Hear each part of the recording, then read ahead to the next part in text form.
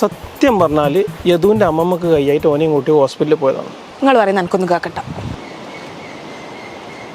വല്ലാത്ത കഷ്ടാന്നല്ലപ്പ ഇത്.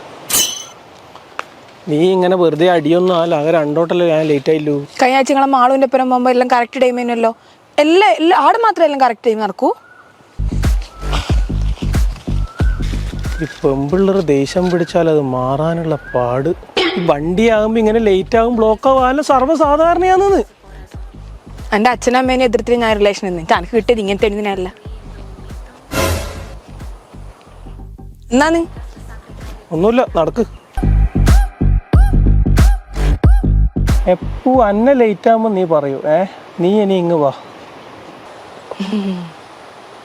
ഞാൻ ലേറ്റ് ആകുമ്പോൾ നീ എന്നെ എന്തെല്ലാം പറയലുണ്ട്. അങ്ങനെയല്ല. എന്നാ ലേറ്റ് ആയത്? അത് ഒരക്ഷരം ഉണ്ടണ്ട. നമ്മളാരാ നിന്റെ എല്ലാം കളിപ്പിള്ളേ? നിനക്കല്ലേ എപ്പോ നമ്മളെ ചീത്ത പറയാ ലേറ്റ് ആകുമ്പോൾ. നമുക്ക് നിന്നൊന്നും പറഞ്ഞുകൂടാ. നിങ്ങൾ കൂടുതലൊന്നും പറയണ്ട. യദുവിൻ്റെ അമ്മമ്മേൻ്റെ ഒപ്പം ഹോസ്പിറ്റലിൽ പോകാനും മാളുവിനെയും കൂട്ടി കറങ്ങാൻ പോകാനെല്ലാം പറ്റുന്നുണ്ടല്ലോ. അപ്പൊ കുറച്ച് കാത്തുന്ന കുഴപ്പമൊന്നുമില്ല. നീയാന്ന് ലേറ്റ് ആയേ? അതിനൊന്നുമില്ലപ്പാ. വീട്ടൊക്കെ എന്തോ മാനസിക രോഗം ഉണ്ടെന്നാ തോന്നുന്നു.